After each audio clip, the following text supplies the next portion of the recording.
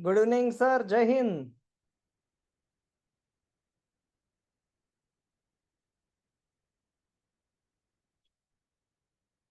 Hello.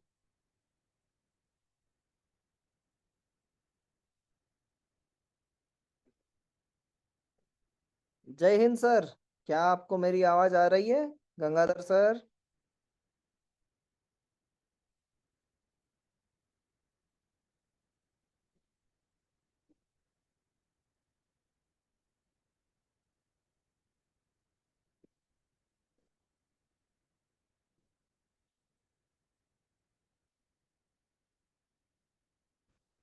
तो आज का सर हमारा टास्क है 2022 का पेपर।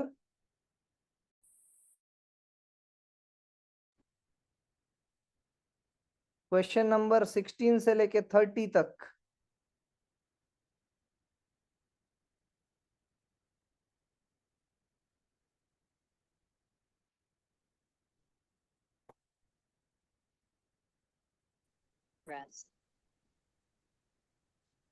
जय हिंद सर। जय हिंद सर। सर एक्चुअली सर मैं ना कहीं जा रहा था तो मैं फोन से ही कनेक्ट रहूंगा, मतलब मैं 10 मिनट भी ओ, निकलूंगा। आप तो बोल नहीं पाएंगे। समझ गया हाँ, मैं अपनी तरफ से ये बोल भी रहा हूँ और उसे एक्सप्लेन भी कर रहा हूँ। आप सुनते रहिएगा। Okay sir. अभी सर मैं 10-15 मिनट हूँ तो मैंने ज्वाइन कर लिया इस वजह से, बाकी फिर मैं फोन से कनेक्ट होकर सुनूंगा sir. Okay sir, okay sir. तो जब तक आप हैं बताइएगा, तो आपसे क्वेश्चन आंसर कर लेते हैं। फिर हाँ जब सर। आप नहीं रहेंगे तब भी बता दीजिएगा, तब मैं सेल्फ एक्सप्लेनेटरी मोड पे आ जाऊंगा। Okay sir. Okay sir. तो arrange the following items related to post grant opposition in the most likely chronological order। Post grant opposition में किस सीक्वेंस में वर्क होता है? पहले तो सर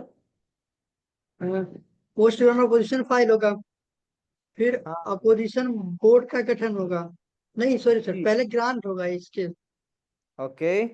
ग्रांट होगा, फिर जो है कि पोस्ट ग्रांट अपोजिशन आएगा, देन आफ्टर अपोजिशन बोर्ड का गठन होगा, then after according to the final decision patent will be revoked. यानी और 4, 3, 2, 1। वन। करेक्ट। Yes sir. जी। Yes sir, right. तो सर, जय हिंद सर।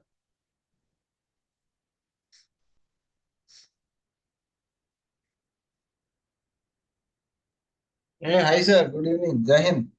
गुड इवनिंग सर, जय हिंद। सर यहाँ पर है 16 नंबर का क्वेश्चन कर रहे थे अभी हम। तो अच्छा। क्वेश्चन पूछा गया था कि पोस्ट ग्रांट ओपोजिशन में किस तरीके से प्रोसीजर होती है। 4 पॉइंट दिए गए थे। फर्स्ट है रिवोकेशन ऑफ पेटेंट। सेकंड है ओपोजिशन बोर्ड का फॉर्मेशन। थर्ड है filing post grant opposition. And fourth है ग्रांट ऑफ अ पेटेंट। क्योंकि ये पोस्ट ग्रांट ओपोजिशन है तो सबसे पहले क्या होगा सर? सर 4, 3, 2, 1। 4, 3, 2, 1। तो C is the correct answer. Let's check whether it is C और नॉट। ये सेट कोड सी ही है। And here is the answer key set code A B and C. Question number 16 का C. Perfect. 17 पे आगे बढ़ते हैं। Mister Daivam would like to know times limit generally available to meet requirement in accordance with the patent law. Match list 1 and list 2 and select the correct answer. सबसे पहला है information and undertaking under section 8(1). ये कब तक दिया जाता है sir? 6 months। 6 months। Second है reply to first examination report with extension. With extension कितना है सर? ये 9 months होगा sir, with extension. 6 + 3 9 months। PCT national phase entry to India 31 month 31 months। 31 months। And request for examination पहले ये था 48 months, अब हो अभी चुका है 31 हो गया। जी। बट ये 2022 का पेपर है, तब तक था 48 मंथ। 48 months. मार्च 2024 से 31 मंथ हो चुका है। तो यहां पर आंसर आएगा पहले का C, 1C, 2D, 3A, 1C, 2D, 3A and 4B. B is the correct answer. Correct? Yes, sir. Okay. So let's check whether it is correct or not. Puspendra sir, Jai Hind sir. How are you? Jai Hind sir, I am good sir. How are you sir? I'm also fine, sir. After having you in a session, I am always fine. Thank you sir.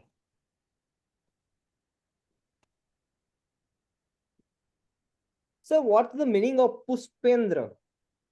Pusp means the flower, like a thing, Yes. and Indra Yes. means the king of flower. हाँ ऐसा ही कुछ है, मतलब जहां तक मैंने कभी समझा था कि ऐसा पुष्प जिसपे इंद्र भगवान बैठते हैं, ऐसा। क्या बात है सर, बहुत बढ़िया। क्वेश्चन नंबर 18 सर, हम 2022 पेपर का क्वेश्चन नंबर 16 से लेके 30 तक के क्वेश्चन को सोल्व करेंगे आज। That is our target. And पहले 2 क्वेश्चन कर लिए हमें और थर्ड क्वेश्चन पे हम।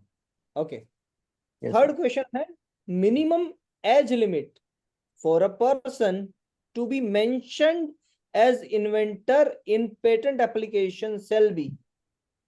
मिनिमम एज लिमिट क्या हो सकती है कि उसका नाम इन्वेंटर के तौर पे रखा जाए? 18 year, 21 year, 14 years, or none of the above, means no such restriction is given in the Patent Act. I think say B21, but not sure. Okay, Mahadev sir, what's your call? Sir, I feel it's the same. 21. 21. Okay, Puspendra sir, same what? Sir 21। 21 year. But sir कहीं पर भी ये ना patent agent बनने के लिए आप कह सकते हैं कि वहां पर एज क्राइटेरिया लिमिट है 21 इयर्स, बट इन्वेंटर बनने के लिए एज सच कोई क्राइटेरिया नहीं है। इसीलिए साइंस फेयर में भी साइंस एक्सपेरिमेंट करते हुए बच्चे भी एप्लीकेंट या इन्वेंटर बन सकते हैं। तो मेरा तो आंसर रहेगा D, none of the above, but let's check which answer is given here. 18 का बट आंसर। सर कभी कभी ऐसा होता ना कि if you are being a minor, आपके बिहाफ पे फिर कोई दूसरा, हाँ, तो वो माइनर वाला फिर क्राइटेरिया क्या है सर? सुपेंद्र सर दिखा देता हूं मैं आपको। वहां पर क्राइटेरिया है कि लीगल गार्डियन, अगर कोई केस हुआ, मान लीजिए कोई कोपोजिशन आता है या किसी को असाइनमेंट देना है या किसी को लाइसेंस देना है, इन सच केसेस वो लीगल गार्डियन, जैसे कि एक छोटा बच्चा है तो उनके mother father on behalf of him decision लेंगे, या जब तक वो एडल्ट नहीं बन जाते हैं तब तक के लिए उनकी जगह पर उनके कोई लीगल गार्डियन उनका डिसीजन लेंगे। ये क्राइटेरिया दिया गया है। और इसका जो सेक्शन है वो भी है, I think 145 something like that, IP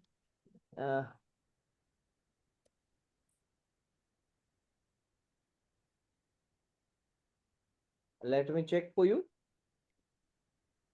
So lunatic, okay, 148, section number 148, what it says: declaration by infant or lunatic, etc., if any person is by reason of minority, lunacy or other disability incapable of making any statement or doing anything required or permitted by or under this act, like assignment or license, something like that.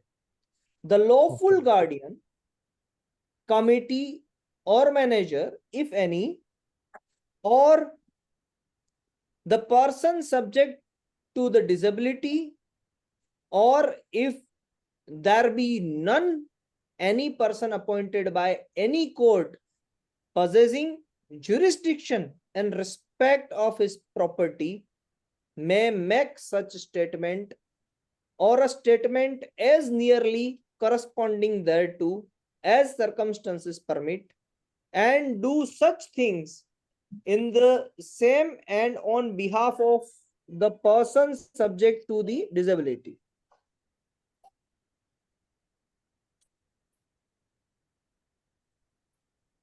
ये sir बात समझ में आई? Any doubt in it? जी. And next statement है an appointment may be made by the court for the purpose of this section upon the petition of any person acting on behalf of the person subject to the disability or of any other person interested in making of the statement or doing the thing. So ये answer समझने के लिए अभी हम वहां पर 148 की detail में नहीं जा रहे हैं, बट ये क्वेश्चन कहीं ना कहीं 148 से रिलेट कर रहा है और यहाँ पर कोई भी एज लिमिट नहीं दी गई है. Correct? Yes sir. Okay. Next. Controller has which one of the following powers of the civil code? Gangadhar sir, कौन से सेक्शन से है ये? Section controller having Controller certain power- powers as civil court. Sir 70 and 80 के बीच 70? 77 77. Perfect sir. Yes, 77 के controller के पास कुछ civil court के जज की तरह पावर है.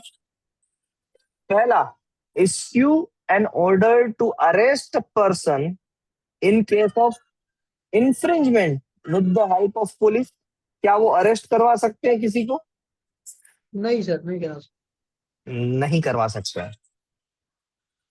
दूसरा, order of imprisonment to the defaulter. क्या वो किसी को जेल भिजवा सकते हैं? नहीं सर. नहीं भिजवा सकते हैं. थर्ड, examine a person on oath and take evidence on oath. Oath पे एविडेंस ले सकते हैं? हाँ सर. ये ले सकते हैं. नन ऑफ दी अबव नहीं आएगा. तो पर्सन से एफिडेविट लाना, समन्स देना, एक्स पार्टी डिसीजन देना या फिर अपने ही डिसीजन को रिव्यू करना bye filing form number 24 with in 1 month can be extended by more 1 month bye filing form number 4. तो अपने ही डिसीजन को रिव्यू करना, वो भी, ये सारी कंडीशन मैंने जो अभी बताई वो 77 के अंदर आती है. महादेव ये- सर या जी 77 ऑफ पेटेंट्स हो गया, बट डिजाइन में भी सर 32 में मेंशन्ड है ना ये? जी सर, डिजाइन में 32 में पावर्स हैं, वो ऑलमोस्ट सिमिलर है 77 की तरह. ओके. जी, उसमें कोई डिफरेंस नहीं है. बट ये जो क्वेश्चन है वो पेटेंट से ही रिलेट करेगा क्योंकि 2022 तक डिजाइन एक्ट था ही नहीं. डिजाइन एक्ट आया बस 2024 एंड उससे पहले 2023, 2 ही एग्जामिनेशन. उससे पहले डिजाइन एक्ट था ही नहीं. Okay, got it sir. I think 2024 is the only examination where एक ही साल आया design है. act is. Yes. एक ही साल आया है. जी सर. ओके. अब आते हैं, which of the following time limits can be extended by the controller on petition filed under rule 138. 138 के हिसाब से कौन सी टाइमलाइन एक्सटेंड की जा सकती है उसके बारे में हमें डिस्कशन करना है. पहली है टाइमलाइन,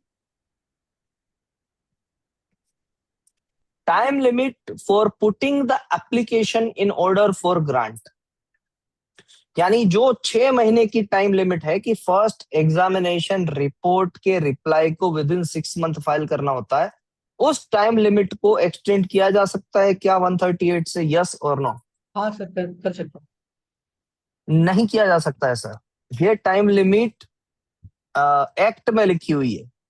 जो टाइम लिमिट रूल्स में लिखी गई है, पहले तो ये भी नहीं था. पहले तो इससे पहले यानी 138 में एक सर्टेन सेक्शंस दिए गए थे कि इसको बढ़ा सकते हैं. बट याद रखिएगा कि जो time for putting application in order for grant, यानी ये जो 6 महीने वाली बात है, उसे कभी भी डिस्टर्ब नहीं किया जा सकता। अगर आपने 6 महीने में फाइल नहीं किया, इट मीन्स नहीं किया। नेक्स्ट है द टाइम, क्योंकि वो कंट्रोलर से डिपेंड नहीं है ना सर, आप समझ रहे हैं, कंट्रोलर के डिसीजन की बात नहीं है वहां पर, maybe that might be the reason. दूसरा लेते हैं the time limit for filing request for examination. जो 31 मंथ अभी है, जो 48 मंथ पहले था, क्या उसे बढ़ा सकते हैं? नहीं बढ़ा सकते हैं। Next, the time limit for paying national phase application for filing, sorry, paying national phase application in India. National phase application 31 month में फाइल होना चाहिए, उसे क्या बढ़ा सकते हैं? नहीं बढ़ा सकते हैं। और लास्ट है the time limit for furnishing proof of right. ये 6 महीने की टाइम लिमिट है, क्या उसे बढ़ा सकते हैं? तो अब कोई ऑप्शन नहीं बचता है, तो मैं इसी के साथ जाऊंगा कि हाँ, इसे बढ़ा सकते हैं। बट लेट्स सी कि क्या मेरा आंसर सही है या गंगाधर सर सही है। तो 20th का आंसर क्या है, चलिए देखते हैं। The answer of 20th is D. D is the answer. अब मैं समझाता हूं इसको कि मैंने किस लॉजिक के साथ ये क्वेश्चन का आंसर दिया। देखिए, यहां पर हमें थोड़ा सा थॉट प्रोसेस इस तरीके से लगाना होगा कि यहां पर जो भी टाइमलाइन है, क्या वो टाइमलाइन पहले तो डिसीजन बाउंड है। डिसीजन बाउंड यानी मैं कैसे कह सकता हूं डिसीजन बाउंड, कि अगर वो टाइमलाइन नहीं हुई तो एप्लीकेशन पे कोई डिसीजन आ सकता है, ये पहले सोचना है। और दूसरी चीज ये सोचनी है कि क्या वो एप्लीकेंट के द्वारा की जा रही है कि नहीं की जा रही, यानी कंट्रोलर का वहीं पर कोई रोल है या एप्लीकेंट का रोल है। एप्लीकेंट को वो फाइल करना है, कंट्रोलर का कोई डिसीजन नहीं है। तो पहला, time limit for putting the application in order for grant. Grant के लिए एप्लीकेशन रखना, सेक्शन नंबर 21। एफईआर का रिप्लाई हमने फाइल किया, यानी किसको फाइल करना था? एप्लीकेंट को। एप्लीकेंट नहीं कर पाया तो कंट्रोलर की कोई जिम्मेदारी नहीं है, कंट्रोलर उसे खारिज कर देगा। दूसरा, time limit for filing a request for examination. Request for examination file करना किसकी जिम्मेदारी है? एप्लीकेंट की या किसी पर्सन इंटरेस्टेड की। बट ज्यादातर वो केस आता है एप्लीकेंट पे। अगर एप्लीकेंट को सफिशिएंट अमाउंट ऑफ टाइम दिया गया, 48 मंथ नहीं फाइल किया, तो फिर कंट्रोलर ऐसा मानेंगे कि उसने विलिंगली फाइल नहीं किया है, इसलिए उसको विड्रॉवल मान लेंगे।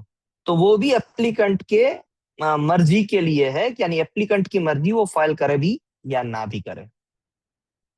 तीसरा, time limit for paying national phase application in India. ये पेइंग की जगह पर फाइलिंग ही होगा, बट फिर भी मान लेते हैं कि वो नेशनल फेज फाइल करने के लिए पे कर रहे हैं, तो वो भी टाइम लिमिट है 31 मंथ, उसे भी एक्सटेंड नहीं किया जा सकता है। मैं अगर 31 मंथ में आ गया इंडिया में तो आ गया, नहीं आया तो फिर गई वो एप्लीकेशन काम से। तो ये तीनों के तीनों केस में, पहले वाले तीनों के तीनों केस में इट इज माय प्रिविलेज कि मुझे उस टाइम पे चीजें फाइल करनी है, रिप्लाई फाइल करना है कि नहीं करना है। एंड लास्ट में आता है time limit for furnishing proof of right. यहां पर आप बात करेंगे कि जो प्रूफ ऑफ राइट का जो कॉन्सेप्ट है कि मैंने पहले एप्लीकेशन फाइल कर ली, एप्लीकेंट ने एप्लीकेशन फाइल कर ली, अब उसमें प्रूफ ऑफ राइट को ऐड करना है तो विद इन 6 मंथ वो कर सकते हैं। अगर वो टाइम पीरियड पे नहीं हो पाया तो वहां पर कंट्रोलर का डिसीजन है। ऐसा कोई सच नहीं है कि आपने प्रूफ ऑफ राइट 6 महीने में फाइल नहीं किया तो आपकी एप्लीकेशन पे प्रॉब्लम आएगी। ये 6 महीने की टाइमलाइन है, जब तक आप प्रूफ ऑफ राइट सबमिट कर देते हैं तो अच्छी बात है, नहीं करते हैं तो फिर आपको डिले के लिए कॉन्डोलेंस मिल सकता है। यानी वहां पर कोई एप्लीकेशन पे कोई विड्रोवन या अबेंडेंड वाली बात नहीं हो रही है। तो मैंने इस लॉजिक से आंसर दिया और इवेंचुअली वो आंसर सही लगा। क्या आपको ये लॉजिक समझ में आया, Mahadev sir and Pushpendra sir? Sir इसमें ये हो सकता है ना कि प्रूफ ऑफ राइट्स मुझको 6 महीने में देना है, बट अगर मैं नहीं दे पाया तो मैं वो एक्सटेंशन ले सकता हूँ, मैक्सिमम 3 मंथ्स वाला फॉर्म 4 नहीं फाइल सर, करके। यहाँ पर 3 नहीं सर, देखिए यहाँ पर एक्सटेंशन मिलेगा 138 रूल नंबर से, और एक्सटेंशन मिलेगा 6 महीने के लिए मैक्सिमम। ये 138 का एक्सटेंशन है और मैक्सिमम 6 महीने के लिए मिल सकता है। 1 महीने के लिए भी ले सकते हो, 2 के लिए भी ले सकते हो, 3 के लिए भी ले सकते हो, मैक्सिमम 6 महीने के लिए ले सकते हो। बट फॉर्म 4 सर मैक्सिमम 3 महीने का मेरे को एक्सटेंशन देता है ना? नहीं सर, ऐसा कहीं पर भी नहीं है। वो आपने किसी एक सिनारियो को पर्टिकुलर देख के सेक्शन, आपने ऐसा हाँ, कहा है। Yes yes. आप रूल नंबर 138 को देख के कहेंगे तो फॉर्म नंबर 4 6 महीने की परमिशन भी दे सकता है। ओके, क्लियर है सर। एंड ये भी है ना, रिन्यूअल फी का एक्सटेंशन बाय फॉर्म नंबर 4, वहां पर देखिए आप 6 महीने का है। रिन्यूअल फी कब तक फाइल करनी होती है? ग्रांट से 3 महीने में, तो डेट ऑफ रिकॉर्डल से 3 महीने में। Pushpendra sir, yes sir, yes sir, उसमें 6 महीने का एक्सटेंशन मिलता है। Correct correct. याद आ रहा है सर? ये सर ने, मैं एक्चुअली स्टार्टिंग के सेक्शन को दिमाग में रखते हुए मैं 3 महीना उसको पकड़ के चल रहा था। जी सर, तो उसे निकाल दीजिएगा। रूल नंबर 138 से 6 महीने का एक्सटेंशन मिल सकता है। Got it. चलिए आगे बढ़ते हैं। Radhamani, an IPR student, wishes to know the important case laws on various provision related to patent in India. Match list 1 and list 2 and select the correct code. इसके लिए हमने थोड़े से और भी केस लॉज देखने हैं जो इम्पोर्टेंट सेक्शन से है। अब ये केस लॉ कहाँ से मिलेंगे, पहले इसका आंसर देख लेते हैं, फिर मैं आपको बताता हूँ कि ये केस लॉज के लिए हम किस तरीके से प्रिपेयर करने वाले हैं। कंपल्सरी लाइसेंस, ये तो एक ही हुआ है अभी तक, नेट को फार्मा को मिला है, तो सर, 1 का बी। यस यस यस जी, सर, मैं वही जस्ट बोलने जा रहा था कि 1B का एक ही ऑप्शन है सर पूरे इसमें। बस काम हो गया।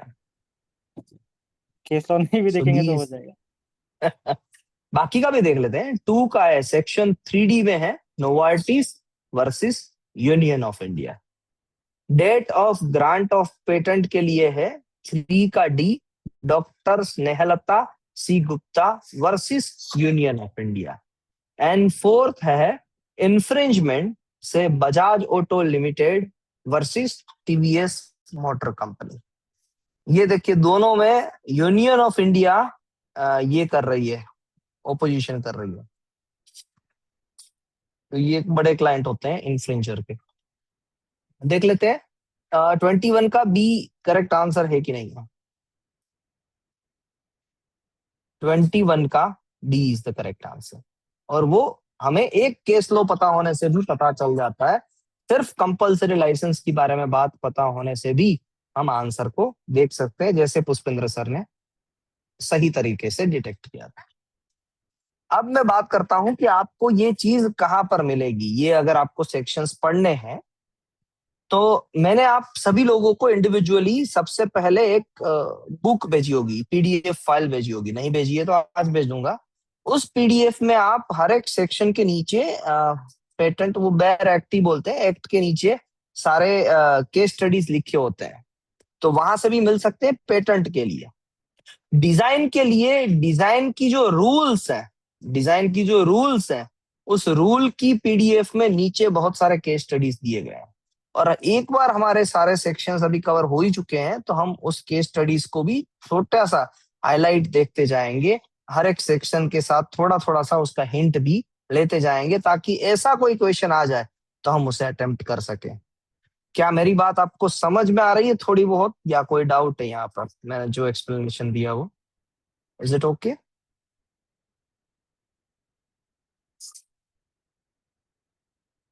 महादेव सर या पुष्पेंद्र सर, मैं पीडीएफ भेजूंगा।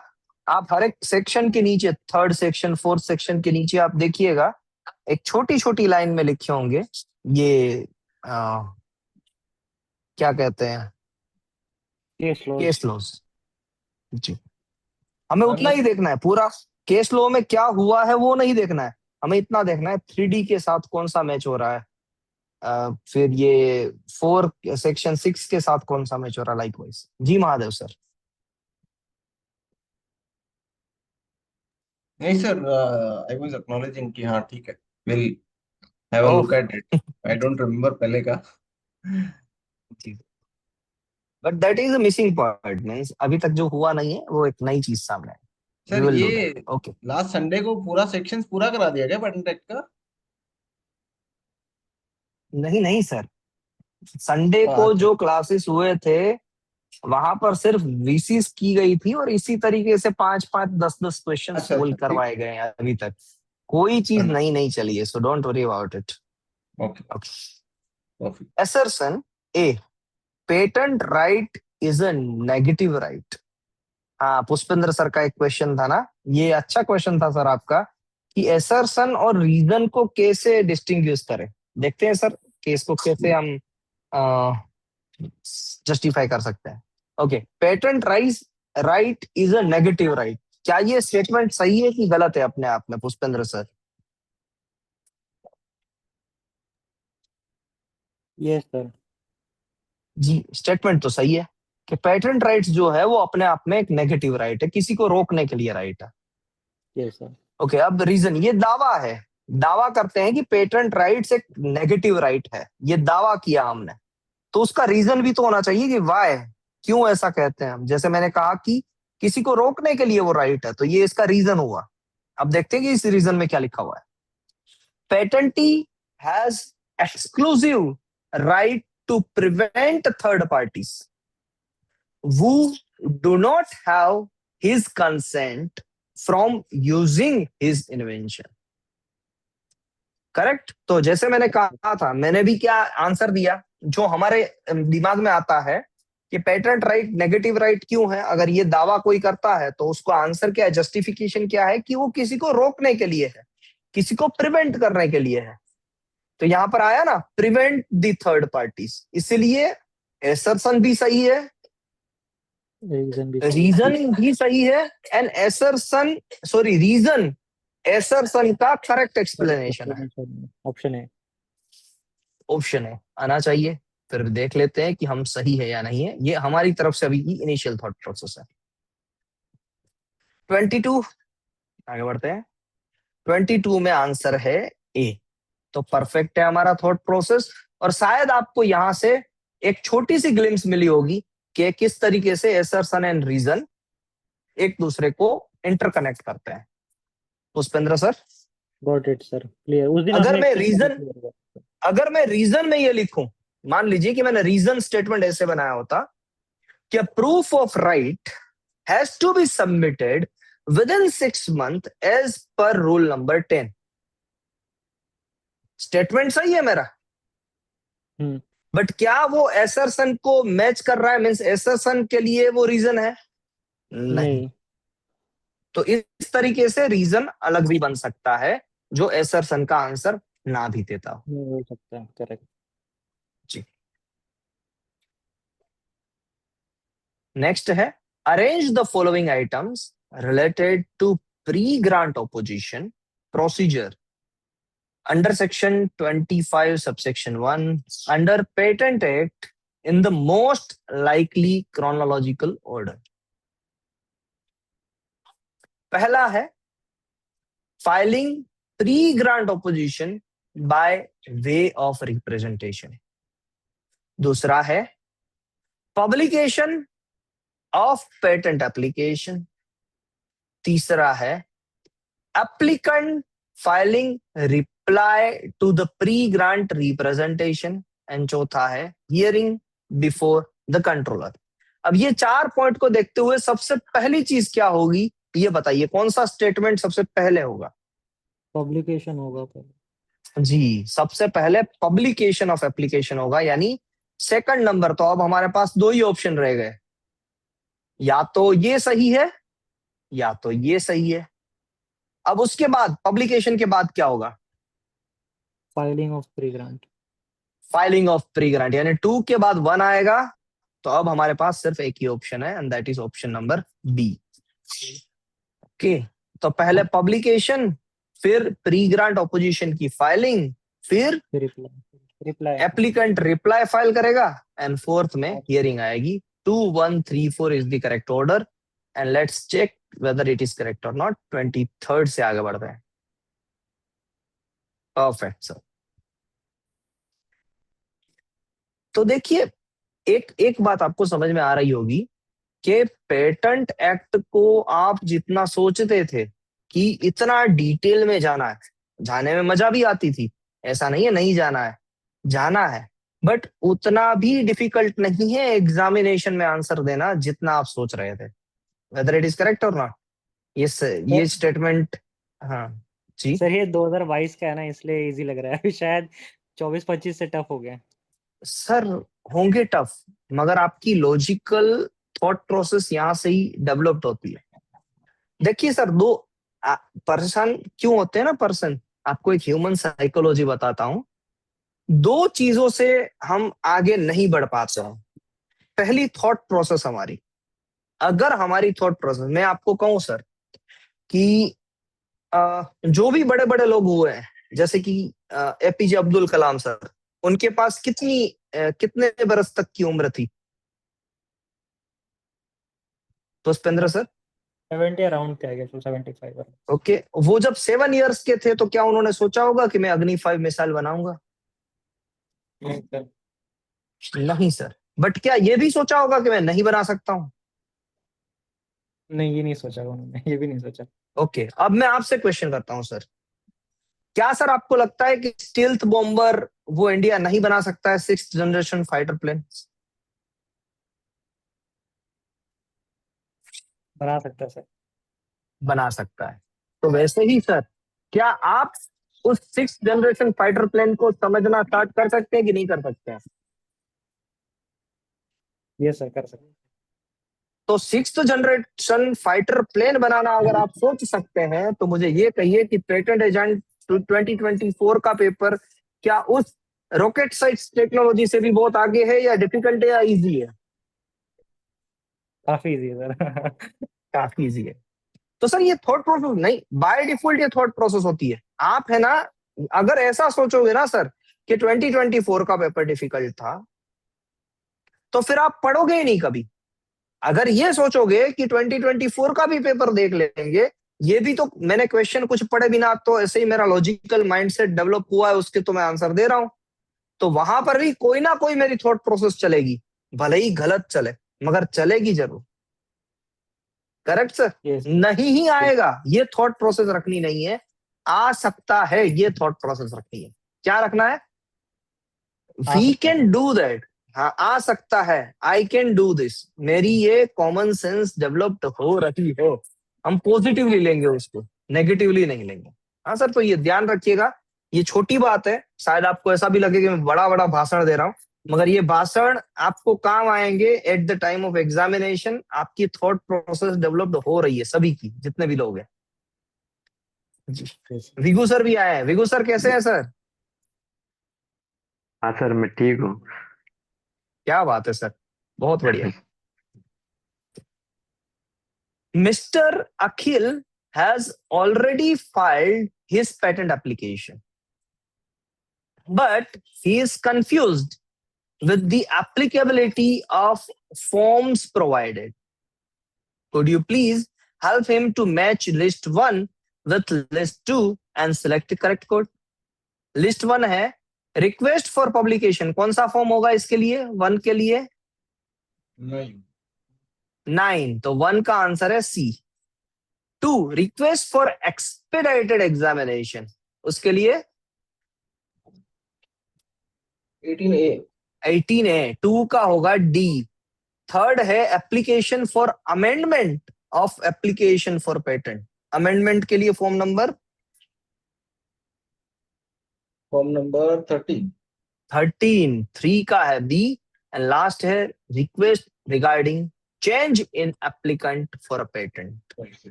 जी, एप्लीकेंट की बात है, इसीलिए फॉर्म नंबर 6, सेक्शन नंबर 20 से। सो 1C से कौन सा ऑप्शन है? 1 में सी वाला एक ही ऑप्शन है, ऑप्शन नंबर बी, तो हम ऑप्शन बी के साथ जाएंगे, जिसमें है 1C, 2D, 3D and 4A, जो हमने दिए थे आंसर।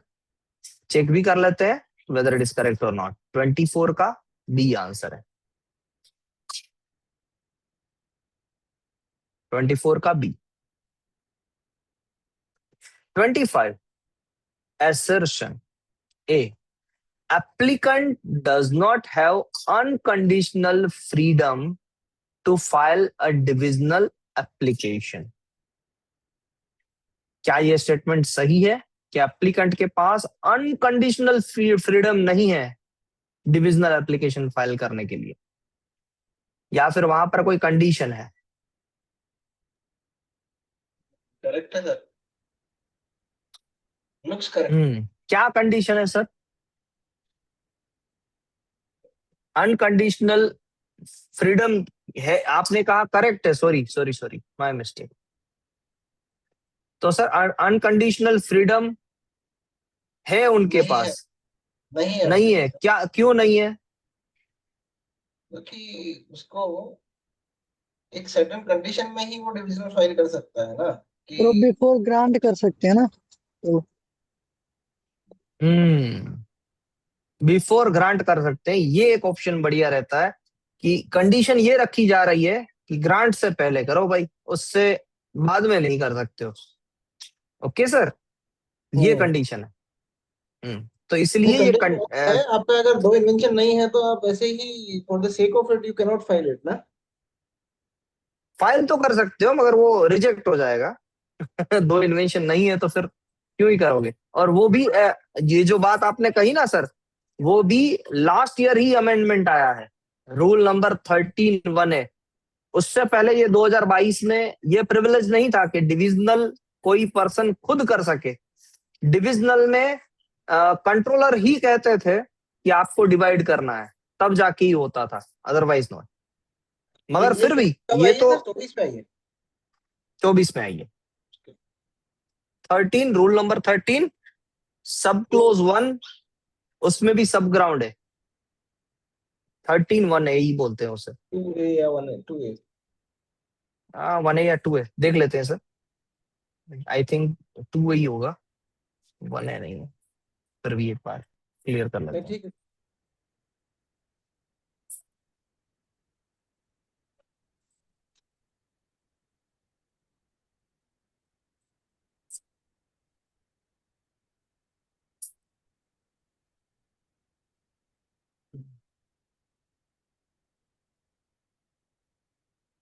रूल नंबर 13 है, कौन सा है?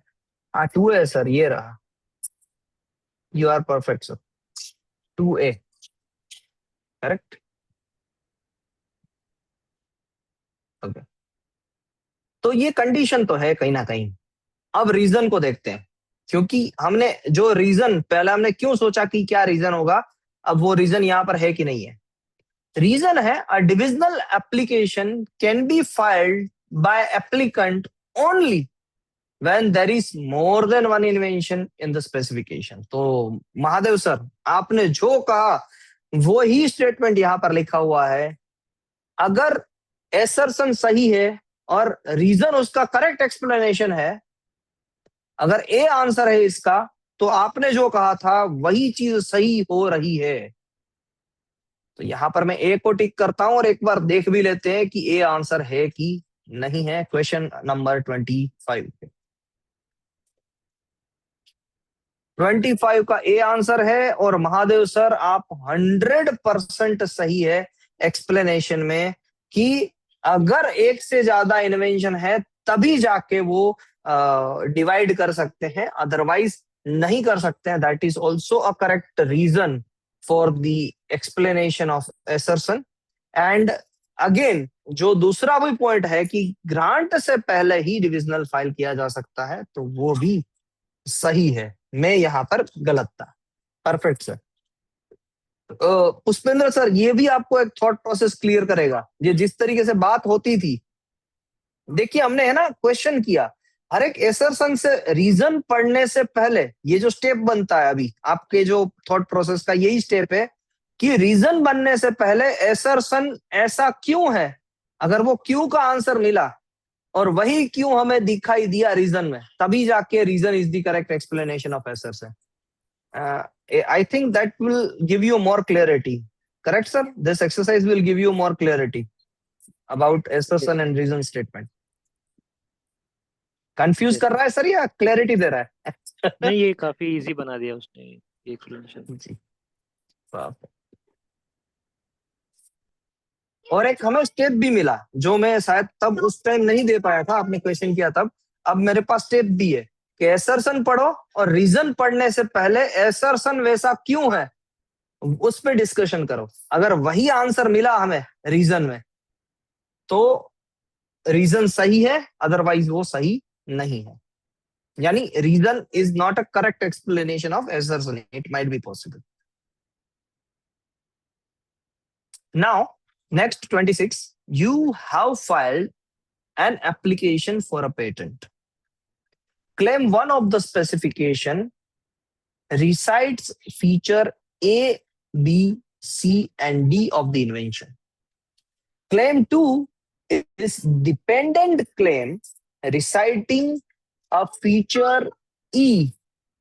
Examination report cites document D1 for anticipation, lack of novelty, and has identified A, B, and D in D1. Which of the following is most likely to be your response to the examination report? तो मान लीजिए कि मैं मानता हूं कि D1 सही है, D1 सही है, D1 में A, B और D है, तो अब मेरे क्लेम C1 में कौन सा एलिमेंट रहा मेरे पास, कौन सा फीचर रहा?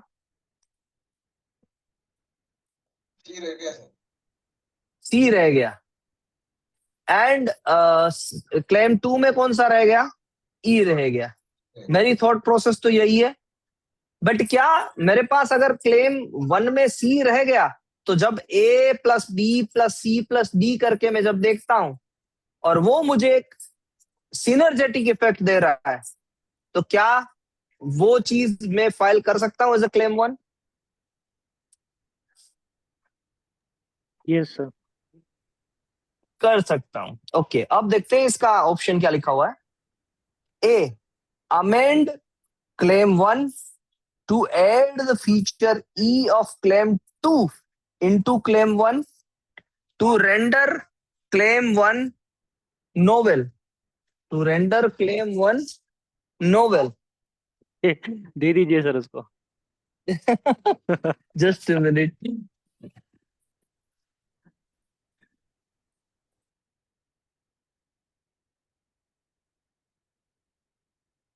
गई आपकी शिकायत करने।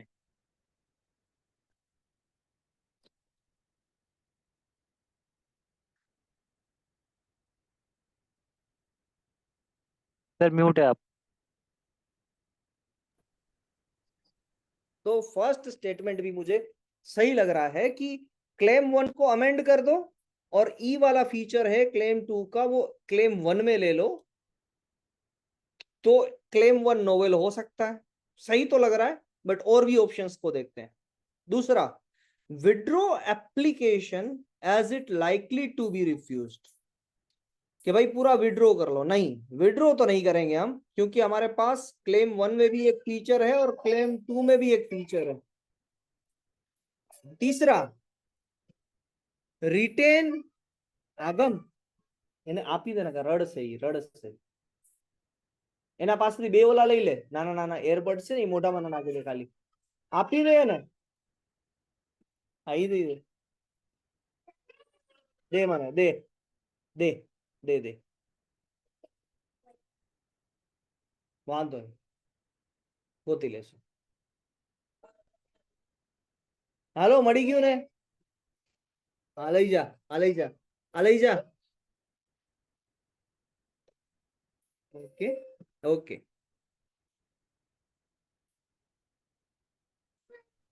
Perfect.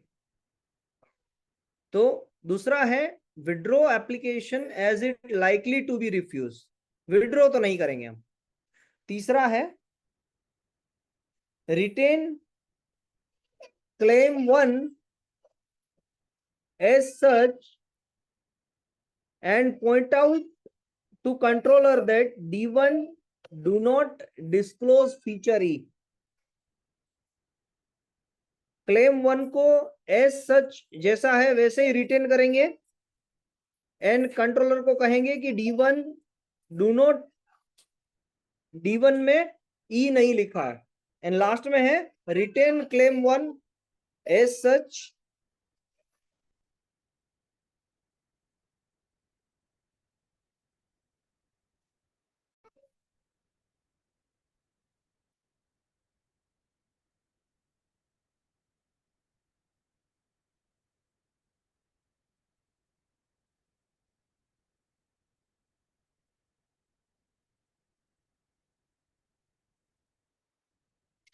Am I audible, sir? Hello. Yes, sir. Okay. और लास्ट में है retain claim 1 as such and point out the controller D1 do not disclose all features of claim 1. claim 1 को as such रखेंगे एंड कंट्रोलर को कहेंगे D1 do not disclose all features of claim 1. हाँ, उसमें C feature तो नहीं आया है ना Correct. जी। तो अब यहां पर मोस्ट सही आंसर क्या रखेंगे? डी तो नहीं है, एलिमिनेशन अप्रोच लगाते हैं, D is not a correct answer, ये होना चाहिए। विड्रॉ नहीं करेंगे। हाँ, अमेंड कर लेंगे क्लेम 1 को एंड फीचर ई को ऐड करेंगे। ये सही लग रहा है, मोस्ट सही लग रहा है, यही होना चाहिए। क्यों? क्योंकि क्लेम 1 को एज सच हम रिटेन नहीं कर सकते क्योंकि बाकी के फीचर्स वहां पर डिस्क्लोज हो रहे हैं। सी नहीं हो रहा ना उसमें D1 में, सी इज नॉट हाँ तो disclosed. Sir but as such तो ए बी एंड डी को तो निकालना पड़ेगा ना, तो फिर हमें नहीं ऐसे थोड़ी निकालना होता है सर, नोवेल्टी तो तीनों चारों को कंबाइन करके है ना। जी सर, वो भी बात है। अगर अब ए बी एक सी बार डी में नोवेल्टी है तो A B C D E में नोवेल्टी है, दोनों बराबर ही बात है, मतलब बराबर नहीं है, बट इन एनी केस देखिए, अमेंडमेंट से उस केस में तो फिर कोई भी सही नहीं होगा क्योंकि निकालना पड़ेगा अपने को ए बी डी को। हाँ मगर सर ये सी ऑप्शन भी गलत है क्योंकि रिटेन क्लेम 1, सी गलत है, सी गलत है। हाँ क्योंकि D1 में सिर्फ ई की बात नहीं की गई है, वो हम आंसर नहीं दे सकते हैं। हाँ करेक्ट एंड करेक्ट। डी पे आएंगे, सी गलत कर देते हैं पहले, अब आते हैं डी पे। Retain claim 1 as such and point out the controller that D1 do not disclose all feature of claim 1। ये भी हो सकता है, यानी ए और डी में से आंसर बन सकता है। अब हम एक बार पूरी क्लैरिटी देख लेते हैं। अगर डी सही है तो उसका मतलब हुआ कि सी को साथ में रखने से एक नोवेल्टी जनरेट हो रही है, करेक्ट। और ए सही है तो उसका मतलब हुआ कि ए बी एंड डी हमें क्लेम 1 से निकालना पड़ रहा है। फिर भी देखते हैं 26 का आंसर क्या है। डी होगा सर। 26 का आंसर है डी सर, डी है। तो डी का हुआ, यानी मीनिंग ये हुआ कि ए बी एंड डी में जब सी को ऐड करते हैं और वो नोवेल्टी बना रहा है तो हम क्लेम 1 को एज सच ही रखेंगे एंड पॉइंट आउट करेंगे कंट्रोलर को कि D1 है ना, वो सी एलिमेंट को नहीं बता रहा है इन डिस्क्लोजर, इसी वजह से हमारा क्लेम 1 भी नया ही है, तो हम उसको नहीं निकालेंगे। जैसा महादेव सर ने कहा उसी तरीके से। क्या ये एक्सप्लेनेशन करेक्ट सभी को समझ में आ गया और any further discussion is required?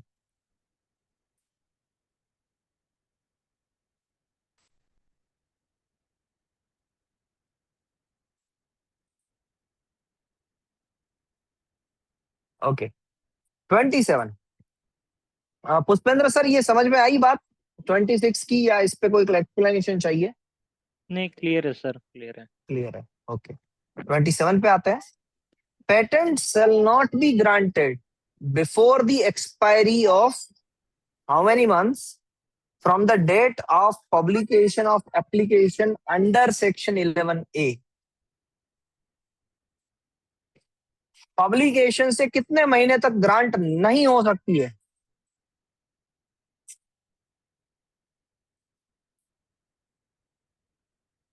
पूरे दे दे लाडू है ना, आपका दे दे।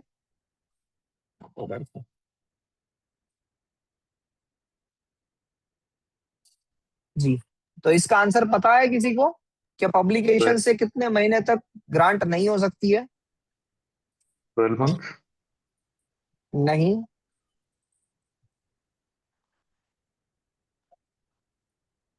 It's a 6 month period, it's a 6 month period. Grant publication होने के बाद, एप्लीकेशन की जब पब्लिकेशन होती है वहां से 6 महीने तक ग्रांट नहीं मिल सकती है। once it completes 6 months from the publication, it can be granted. ये नहीं है तो याद रख लीजिएगा, 6 month is the period. Publication से ग्रांट के बीच में 6 महीने का डिफरेंस रहना चाहिए. समझने के लिए आप ऐसा समझ सकते हैं कि प्री ग्रांट ओपोजिशन करने के लिए एक सफिशिएंट टाइम पीरियड रखा गया है जो होना ही चाहिए, और वो है 6 month. तो 27 का A is the correct answer. Here it is A.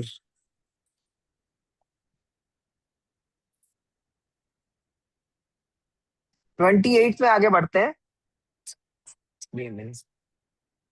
A US citizen is patentee in India.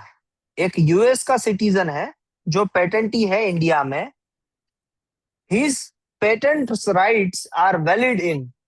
उसके पेटेंट राइट्स कहां पर वैलिड रहेंगे? इंडिया में, यूएसए में, इंडिया और यूएसए दोनों में, या ऑल ऑफ दी अबव? कहां पर रहेंगे? इंडिया में ही होना चाहिए. इंडिया. सिर्फ इंडिया में, क्योंकि यूएस में पेटेंट फाइल हुई है वैसी कोई बात ही नहीं कही है, इसलिए सिर्फ और सिर्फ इंडिया में ही उनके राइट्स वैलिड रहेंगे. 28 का answer A is the correct answer. 28 A is the correct answer. 29 में आते हैं.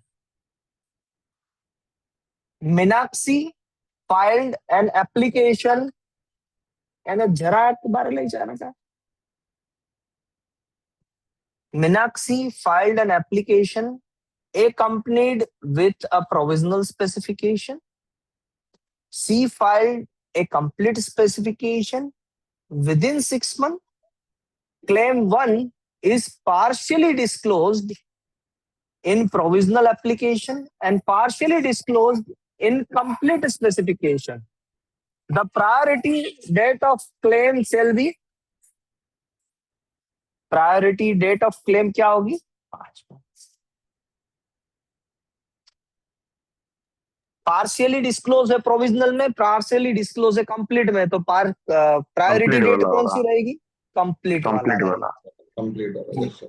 तो A is the correct answer. Date of filing of the complete specification. तो देख भी लेते हैं क्या वो सही है. 29 में भी A is the correct answer. And last question of today's session.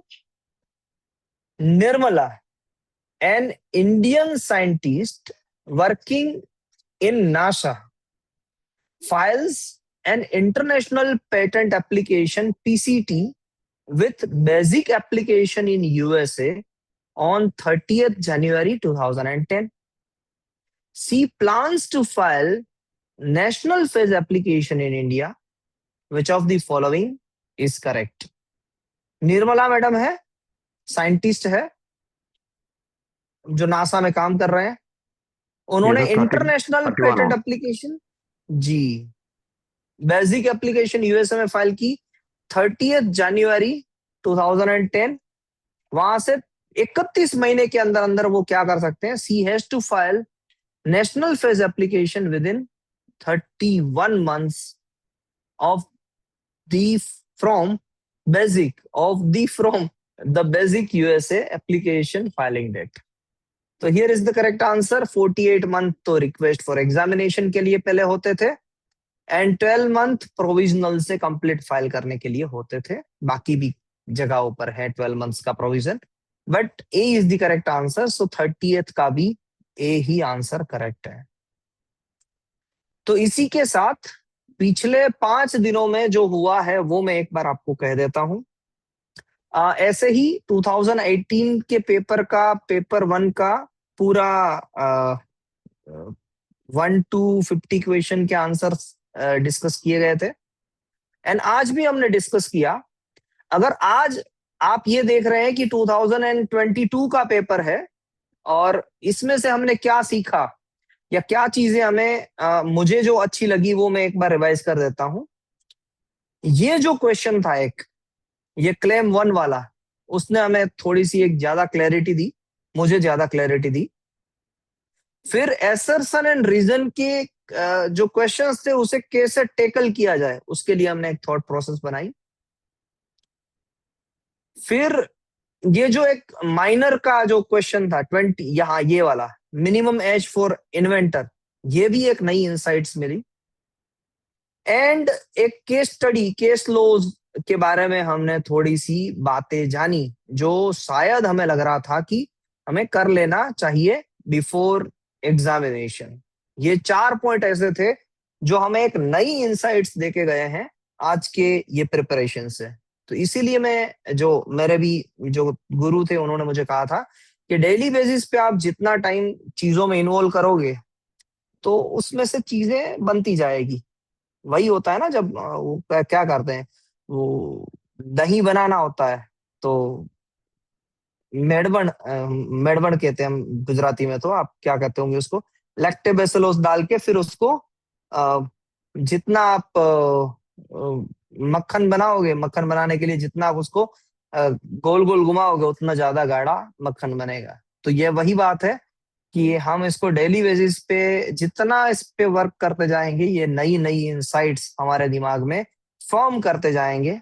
और मुझे अभी भी नहीं लग रहा है कि किसी को भी यहाँ से जो ये जो डिस्कशन हुआ है उसको समझने में, या फिर इतने क्वेश्चंस थे, ये हमने 15 क्वेश्चंस किए, उसमें से शायद 1 या 2 क्वेश्चंस किसी किसी पर्सन के गलत हुए होंगे, बाकी के 13 के 13 क्वेश्चन सभी के सही हुए होंगे। Am I correct? सभी को समझ में भी आ रहे होंगे, लगता भी होगा कि ये इजी है, जैसा पुष्पेंद्र सर ने कहा वैसे ही। पुष्पेंद्र सर, नई इंसाइट्स मिली असर्शन एंड रीजन के लिए, यस और नो?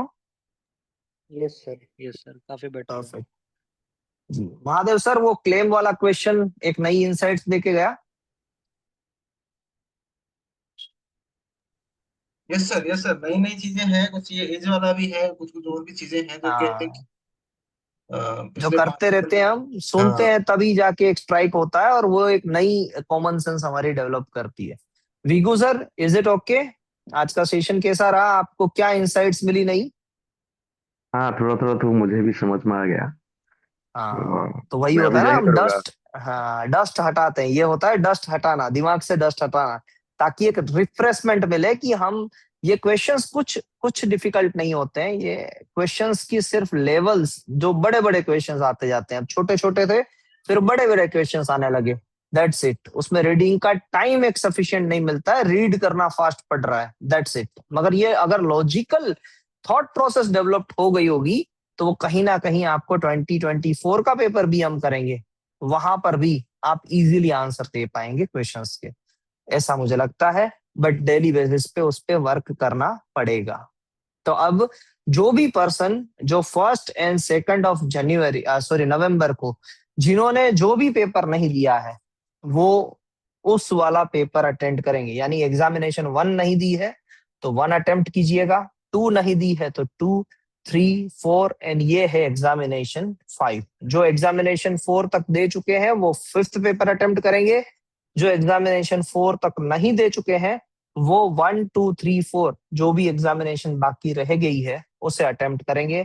और प्लीज मुझे एंड रजत सर को प्लीज हमें इन्फॉर्म कर दीजिएगा कि हाउ यू आर प्लानिंग, कि आप ये जो पांचों की पांचों 6 एग्जामिनेशन होगी वैसे, तो ये जो 6 की 6 एग्जामिनेशन है वो आप किस तरीके से देने के लिए सोच रहे हैं, कब कब एग्जामिनेशन देने के लिए सोच रहे हैं, तो प्लीज वो इन्फॉर्म कर दीजिएगा। उतनी ही रिक्वेस्ट है, एंड रिवीजन करते रहिएगा। कहीं पर भी हमारी कोई भी जरूरत पड़े या फिर आपको लगे कि जो जिस तरीके से फ्लो हो रहा है चीजों का वैसे ना होते हुए और कोई अलग डायमेंशन आपके पास हो, है क्या किसी के पास? हमने अभी डिनोवो करने का सोचा है, whether that is a good decision और नॉट, व्हाट डू यू से पुष्पेंद्र सर? डिनोवो 9 तारीख से। नहीं सही है सर, वो 21 डेज वाला ओके, जो चैलेंज अब परफेक्ट। महादेव सर, 9 तारीख से डिनोवो करना सही रहेगा कि नहीं रहेगा? वही ठीक है, तो मेरे लिए तो यूजफुल है, बिकॉज द इनिशियल सेशंस जो है वो मैंने वीडियो देख के करे थे, तो hopefully they will bring some more points and clarity. 100% sir, 100%। और Gangadhar sir on the way है, वो सुन ही पाएंगे, ऐसा उन्होंने इंस्ट्रक्शन दे दिया था, एंड विगू सर चले गए। तो डिनोवो के लिए प्लीज 9 तारीख से हम स्टार्ट रखेंगे, बट उससे पहले भी पुष्पेंद्र सर आप 1 एंड 2 नवंबर को जब भी फ्री है, आप जिस एग्जामिनेशन को नहीं दे पाए हैं, आई रिक्वेस्ट यू कि आप दे दीजिएगा। उसके लिए अगर आपको कोई भी कहाँ से एग्जाम के पेपर मिलेंगे, कैसे आप देख सकते हैं, अगर कोई भी क्वेश्चन है तो आप मुझे या रजत सर को कॉल करके पर्सनली पूछ सकते हैं। ओके सर, इसी के साथ मैं अलविदा लेता हूं आज के दिन के लिए। I am signing off. Have a nice day and सबा खैर, शुभ रात्रि, टेक केयर ऑफ योरसेल्फ। जय हिंद सर, जय हिंद सर।